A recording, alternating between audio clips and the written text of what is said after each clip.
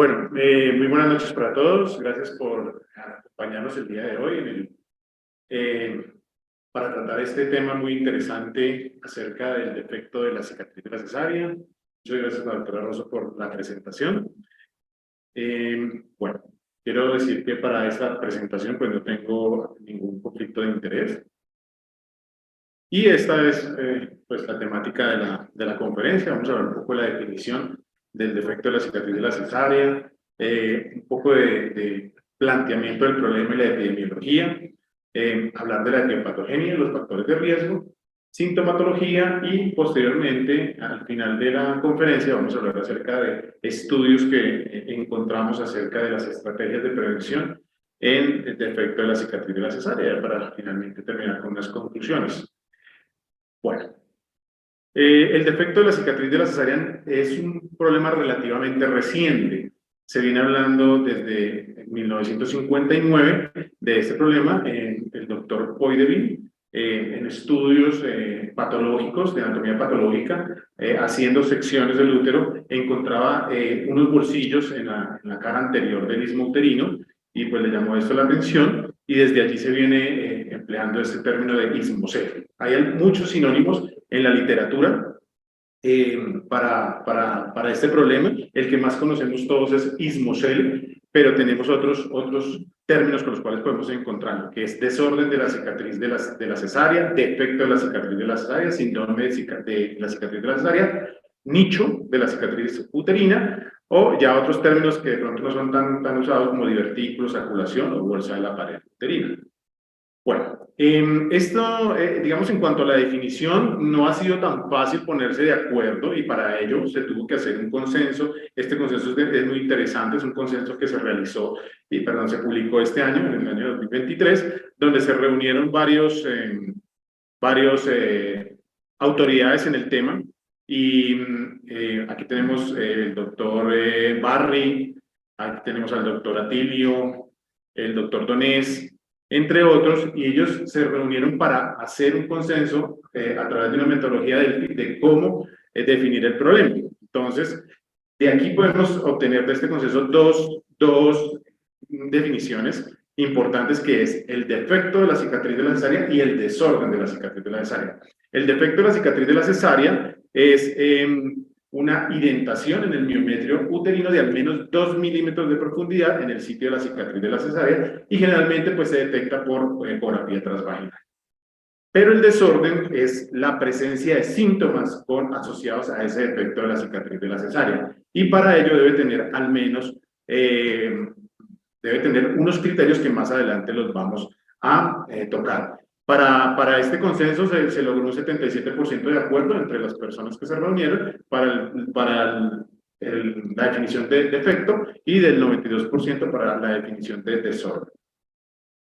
Entonces, ¿qué es el defecto de la cicatriz de la cesárea? Pues, como vemos aquí, vemos un corte sagital del útero y aquí, un corte sagital del útero y podemos ver aquí entonces este defecto que es de triangular, que tiene ápice hacia la serosa del útero y la base está hacia el endometrio. Y de allí se pueden tomar varias medidas. La doctora Puccini ya más adelante nos va a hablar un poco más en detalle de esto, pero les voy a ir adelantando un poquito porque varios de los estudios que vamos a revisar, los desenlaces tienen que ver con estas medidas, que son la profundidad del defecto, que lo vemos aquí en esta flecha blanca en sentido vertical, el grosor miometrial residual, que lo vemos aquí, que sería el miometrio que se encuentra por encima del ápice del defecto, el grosor miometrial adyacente, que sería este grosor donde, digamos, la pared uterina no está afectada, el grosor completo de la pared, la longitud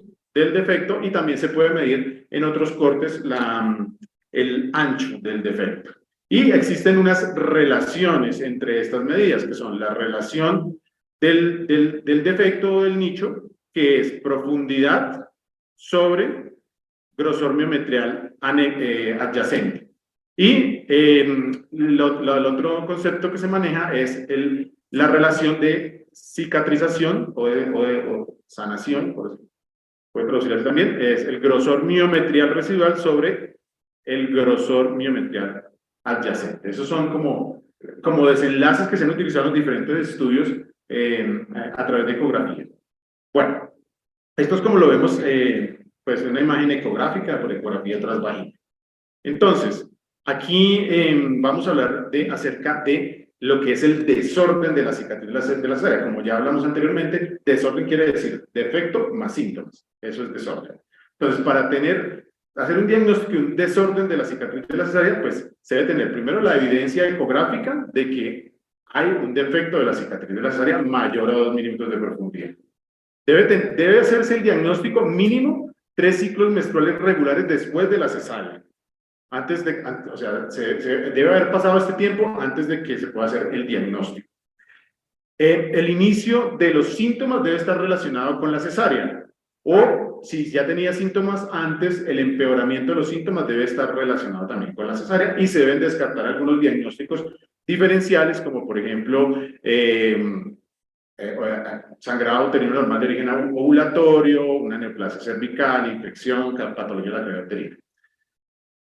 Bueno, con ello tenemos que además asociar o un síntoma primario o 2 síntomas secundarios. Entonces, dentro de los síntomas primarios tenemos el spotting postmenstrual, dolor al momento del sangrado uterino, dificultad técnica, aquí tienen en cuenta también un criterio en los procedimientos de técnicas de reproducción asistida, dificultad técnica con la inserción del catéter durante la transferencia de embriones e infertilidad secundaria inexplicada, combinada con la presencia de líquido intrauterino al momento de la ecografía. Estos serían los 4 criterios primarios. Con uno de ellos, más el hallazgo ecográfico, se hace diagnóstico. O si tiene 2 criterios secundarios, como son dispareunia, sangrado uterino anormal, dolor pélvico crónico, evasión de las relaciones sexuales, olor asociado con la pérdida de sangre anormal, infertilidad secundaria inexplicada a pesar de técnicas de reproducción asistida, una autoimagen negativa y disconfort durante la participación de actividades sociales. Entonces, este defecto de la cicatriz de la cesárea, digamos que es un problema que no es infrecuente. Sabemos todos que la cesárea ha ido en aumento con el trasegar de los años y se estima que más o menos una tercera parte de los partos en Estados Unidos se realiza por cesárea. Pero en los últimos 20 años este porcentaje de cesáreas se ha incrementado, se ha doblado. Sin embargo, pues ya sabemos que la Organización Mundial de la Salud tiene establecidas unos porcentajes ideales de los cuales no debería incrementarse este número de cesáreas, pero lo que vemos es que realmente sí el porcentaje de cesáreas rebasa esa cifra. Entonces,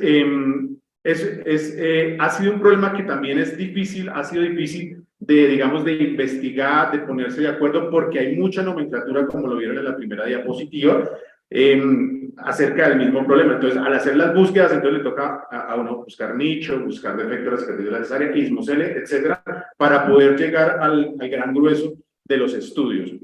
Este defecto se puede encontrar hasta en un 56 a 84% de las pacientes asintomáticas a las que después de una cesárea se les hace una histerosonografía. Miren estas cifras, 56 a 84%. Y por ecografía transvaginal entre un 24 y un 70%. Es un porcentaje importante. Y en las pacientes que son sintomáticas, que se han llevado a histeroscopia, hasta en un 88% de las pacientes se puede encontrar. Bueno, ¿qué pasa? Se ha visto también que con el aumento en el número de cesáreas, el problema puede ser más frecuente. Entonces, cuando la paciente solamente se ha hecho una cesárea, el porcentaje, se ha encontrado en algunos estudios que es hasta el 61%, cuando es 2 cesáreas 81% y con más de 3 o más cesáreas 100%. En un 25% de las pacientes, las pacientes se encuentra un defecto grande, y el defecto grande está definido en la literatura como un espesor miometrial residual de menos de 3 milímetros. Esa es la definición. Hay otras definiciones que ahorita vamos a ver también de defecto grande. Y aproximadamente un 30 a un 40% de las pacientes con defecto de la cicatriz de la cesárea experimentan síntomas, tales como spotting, dismenorrea, dolor pélvico crónico, lo que ya habíamos visto anteriormente. Estas pacientes con defecto de la cicatriz de la cesárea tienen 3 a 5 veces más riesgo de hemorragia uterina normal y se ha visto que entre mayor amplitud del defecto puede haber más prevalencia y severidad de los síntomas. Estas son estadísticas del DANE para el año 2021. Se reportaron 611.000 nacimientos en Colombia, son estadísticas preliminares. De aquí, el 46% de los nacimientos fueron reportados como cesáreas. ¿Qué quiere decir esto? Que si tenemos este porcentaje de cesáreas, quisiera decir que más o menos que para el año 2021 fueron aproximadamente 282.591 cesáreas, y teniendo en cuenta los porcentajes que hablamos anteriormente de cuántas hacen defecto y cuántas hacen desorden, aproximadamente solo en el año 2021 de las pacientes que fueron a cesárea podrían haber entre 56.000 y 237.000 casos de defecto de la cicatriz de la cesárea y 19.000 a 94.000 pacientes con síntomas, o sea, con desorden de la cicatriz de la cesárea. En Colombia, pues ya se han hecho un estudio, realmente fue lo que encontré, de nuestros colegas del Hospital San José, entre noviembre del 2014 y marzo del 2015, donde en 42 pacientes que se llevaron a histeroscopia, con no más cesáreas, se les realizó el procedimiento y se encontró que el 83% tenían ismocele, y que el principal síntoma era hemorragia uterina normal, y dismenorrea era el segundo síntoma más frecuente. Entonces, hay algunos estudios que plantean o hacen un acercamiento sobre la etiología del defecto de la cicatriz de la cesárea. Y este es un estudio muy interesante. Este es un estudio de unos holandeses, del doctor Verboer, que plantea las 4 hipótesis de Verboer de por qué se puede formar el defecto de la cicatriz de la cesárea. Entonces, la primera hipótesis es una localización baja y posiblemente a nivel cervical de la incisión uterina. Esta localización puede hacer que se produzca una cicatrización alterada a ese nivel. ¿Por qué? Porque pues tenemos, digamos que el tejido allí, el tejido cicatrizal es un tejido, o el tejido que tiene el miómetro no tiene una buena capacidad de cicatrización. Generalmente las pacientes que se les hace una disección vesical y que están en un trabajo de parto en fase avanzada, hay una tendencia a realizar incisiones bajas. Incisiones bajas las llamamos cuando están 2 centímetros o más por debajo del pliegue vesicuterino, y por ello se puede favorecer la producción del ismocele. La segunda hipótesis de Verboer es el cierre incompleto de la pared uterina, como lo vemos aquí. Entonces,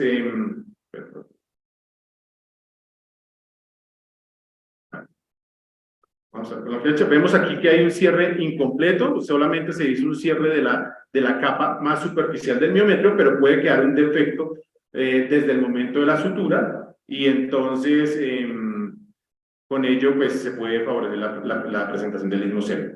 La tercera hipótesis es la presencia de adherencias, y las adherencias son muy comunes encontrar en las pacientes con ismocele. ¿Qué pasa? Que cuando hay adherencias entre la superficie del miometrio y la superficie del peritoneo que no se ha cerrado a nivel parietal, se puede formar una adherencia densa allí sobre la cicatriz de la cesárea, y esa adherencia puede traccionar la cicatriz y puede modificar los vectores en los cuales se tiene que consolidar la cicatriz, y esto puede hacer que entonces allí la cicatriz tienda a ser dehiscencia.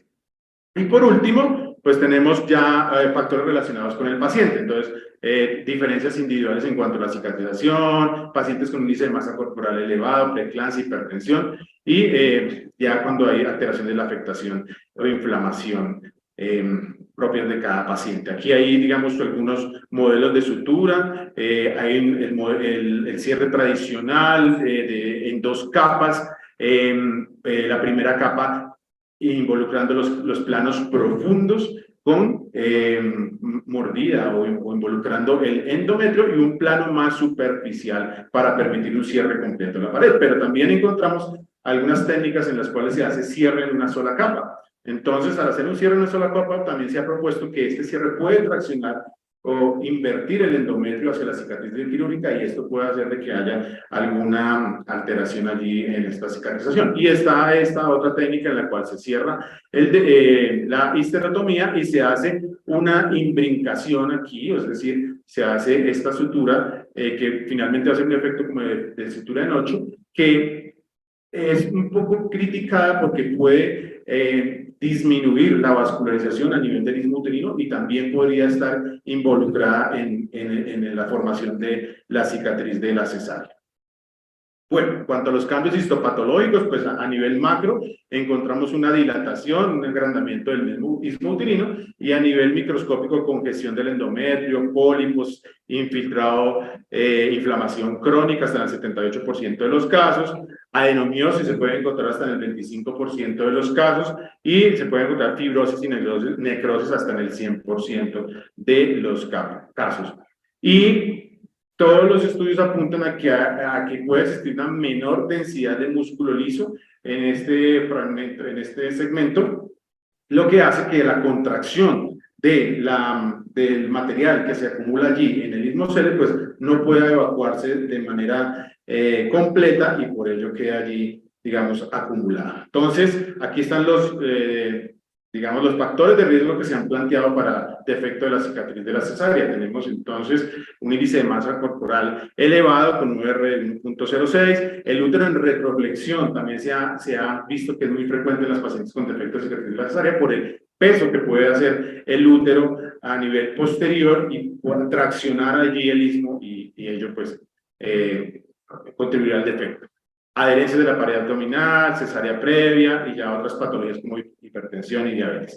Pero hay también factores de riesgo no solamente relacionados con el paciente, sino con el trabajo de parto. Entonces, se ha visto también que en dilataciones avanzadas, trabajos de parto en fase avanzada, cuando la presentación se encuentra muy encajada, trabajos de parto prolongados, ruptura de membranas o fiebre del puerperio, también se puede encontrar un mayor riesgo de defecto de la cicatriz de la cesárea y los factores relacionados propios a la cirugía. Entonces, el material de la sutura, el cierre en un plano versus dos planos, tomar o no el endometrio en la sutura, la histerotomía baja, la experiencia quirúrgica, todos estos factores se han visto que se han relacionado. Aquí, pues, para comentarles un poquito de la clasificación que encontré de defecto de la cicatriz de la cesárea, pequeña cuando el miometrio residual es mayor a 3 milímetros y grande cuando es menor a 3 milímetros, aunque también se han hecho otras medidas para definirlo, sobre todo, por ejemplo, aquí, cuando la relación de cicatrización entre el miometrio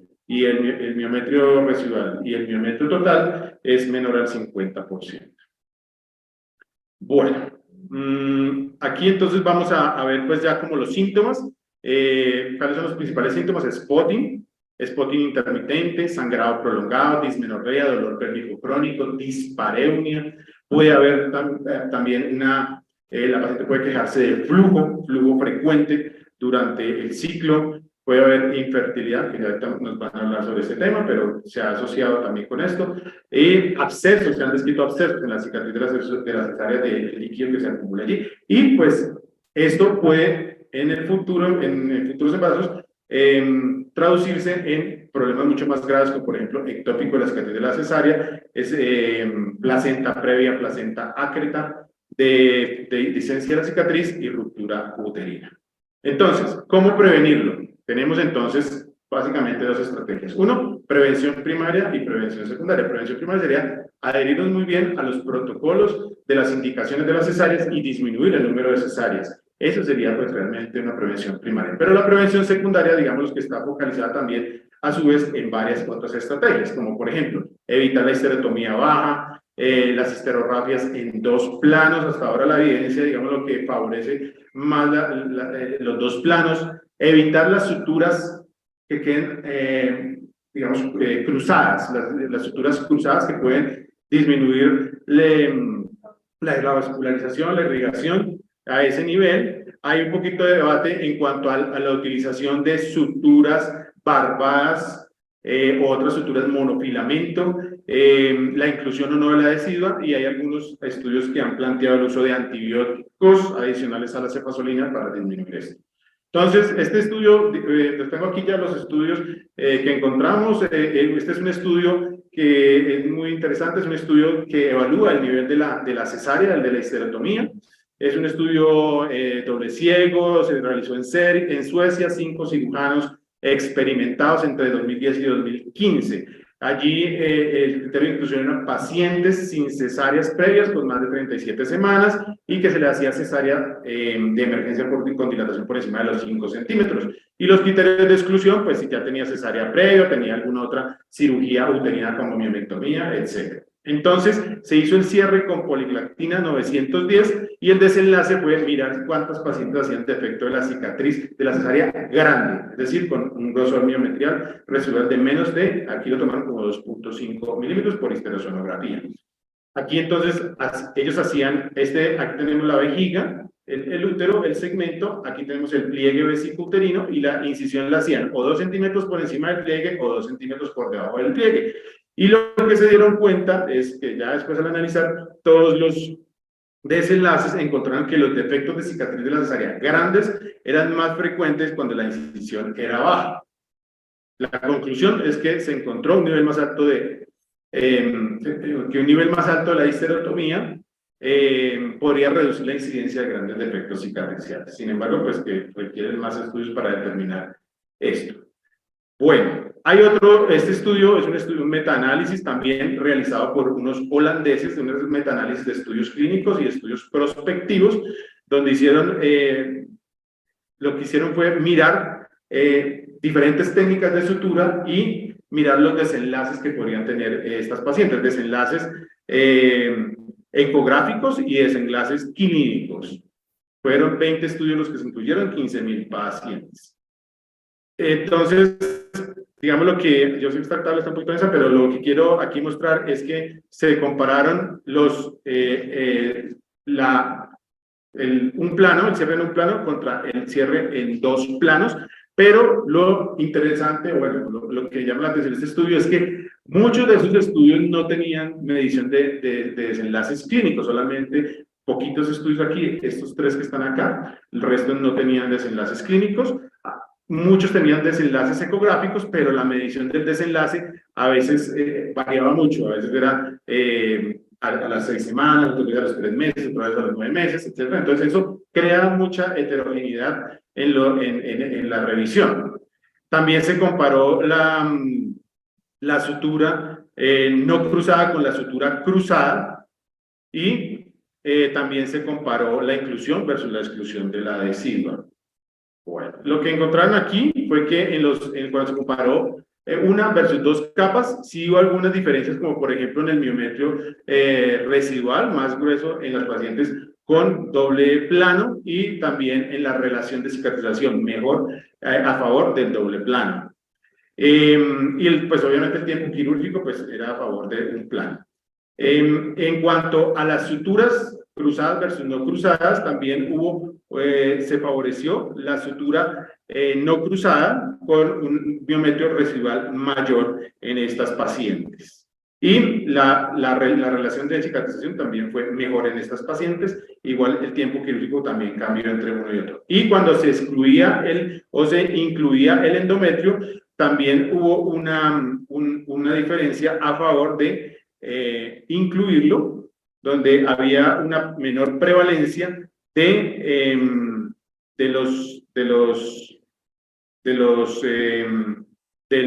defecto de la cicatrización, y la relación de cicatrización era mayor para la inclusión. Entonces, esto pues ya son los gráficos, donde finalmente ellos miran que al comparar una capa y 2 capas por subgrupos, encontraron que en las suturas hacer sutura cruzada, pues en el grupo de doble capa, en el grupo de una capa, la sutura cruzada a su vez empeoraba más el problema. Entonces, en cuanto a la dismenorrea, también hubo algo de diferencia a favor de menos dismenorrea en los 2 planos. En conclusión, este estudio lo que indica es que el cierre en 2 planos y con sutura sin cruzar es preferible al cierre de un solo plano y cruzado. Esto produce menos dismenorrea y los parámetros de la cicatrización son mejores. Y este estudio es un estudio reciente es de ahorita del 2023, en abril. Es un estudio que se realizó también revisión sistemática, en donde se compararon técnicas de un plano y dos planos. Este sí fue, aquí no se cruzaba la estructura, ni se excluía el endometrio, o sea, solamente el factor aquí de diferencia fue uno o dos planos. Y se midieron también desenlaces ecográficos, y se encontró que algunos estudios favorecen la realización de los dos planos. Solo hubo un estudio que fue el de Stigui del 2021, que a propósito del estudio más grande, en el cual se encontró que sí la diferencia podría estar a favor de un solo plano. Entonces, sin embargo, ellos concluyen que un cierre en doble plano con sutura continua no cruzada o sutura interrumpida para ambas capas asegura un mejor proceso de cicatrización de la incisión, ofreciendo un grosor miometrial residual más grueso, el cual debería reducir el riesgo a futuro de complicaciones obstétricas y problemas ginecológicos. Sin embargo, pues se debe hacer mayor investigación. Este es el último estudio, que es el estudio reciente también una revisión sistemática del 2023 de mayo, se publicó, este es también de holandeses, y ellos también hicieron una revisión acerca de diferentes estudios clínicos, estudios de cohorte, estudios prospectivos, casos y controles, donde se pudiera medir los desenlaces de este problema. Y encontraron, por ejemplo, aquí que cuando se evalúa aquí la sutura, este estudio, lo interesante de esto es que aquí se valoran diferentes suturas, y en algunos de los estudios se utilizan suturas barbadas, y ellos proponen en uno de esos estudios que la utilización de suturas barbadas, por ejemplo, podría tener un papel importante en la disminución de este problema, aunque hay otro estudio de este doctor Hong que no favorece las suturas barbadas. También se comparó entre multifilamento bicril y monofilamento. Este estudio favorece la utilización de monofilamento, y este estudio dice que no hay diferencias. Y este estudio de Hosseini, donde comparó bicril con Cadwell, y sí, obviamente, ahí lo que ellos dicen es que hay mejores resultados utilizando el bicril que el Cadwell. En cuanto a sutura cruzada versus no cruzada, entonces hay este estudio que dice que no hay diferencias en la prevalencia o en el grosor miometrial, pero dice que la relación de cicatrización fue mucho mejor en el grupo de sutura cruzada, dice este estudio. Pero hay otros estudios que están con unos resultados en contra, donde favorecen la sutura no cruzada, y estos otros dos estudios dicen que no hay diferencia en ninguno de los dos. Esto para cuando hay una capa y dos capas, los de amarillo dicen que no hay diferencias, los rojos dicen que está a favor de una capa, y los verdes a favor de la doble capa. Entonces, como podemos ver, ellos, bueno, y aquí hablan de la inclusión y la exclusión. Hay estudios que favorecen la exclusión, hay estudios que favorecen la inclusión. Lo que ellos finalmente concluyen es que este estudio plantea estrategias preventivas en cuanto para la prevención de la cicatriz de la cesárea, pero que se debe tener en cuenta principalmente el nivel óptimo de la incisión, pues una capacitación del cirujano y un cierre total del miometrio. Ellos dicen que puede ser a través de una capa o doble capa, pero que se cierre completamente, y que preferiblemente se utilicen suturas sin cruzar. Y pues que se requieren nuevos estudios de pronto más homogéneos para poder hacer un metaanálisis, porque ellos no pudieron hacer este metaanálisis. Entonces, en conclusión, el defecto de la cicatriz de la cesárea pues puede estar presente entre un 20 y un 74% de las pacientes, dependiendo del método por el cual lo diagnostiquemos, que un 30 a un 40% de estas pacientes pueden hacer síntomas. Puede haber un riesgo acumulativo con el número de cesáreas. Este problema trae un deterioro importante en la calidad de vida, el bienestar y en la autoestima.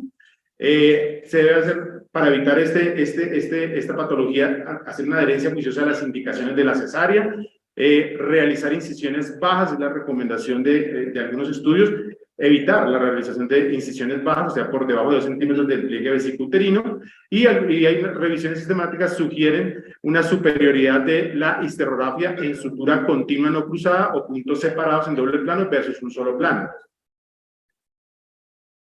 La sutura continua, en general los estudios revelan que debería evitarse porque puede comprometer la vascularización. Y en cuanto a ahorrar o no, tomar o no endometrio, pues todavía hay como debate, hay estudios a favor y hay estudios en contra. Y hay un campo aquí por explorar muy interesante que es la utilización de otras suturas, como por ejemplo las suturas barbadas, para ver si con ello se puede disminuir este efecto de la cicatriz de la cesárea. Esta es la bibliografía y muchas gracias a todos por su atención.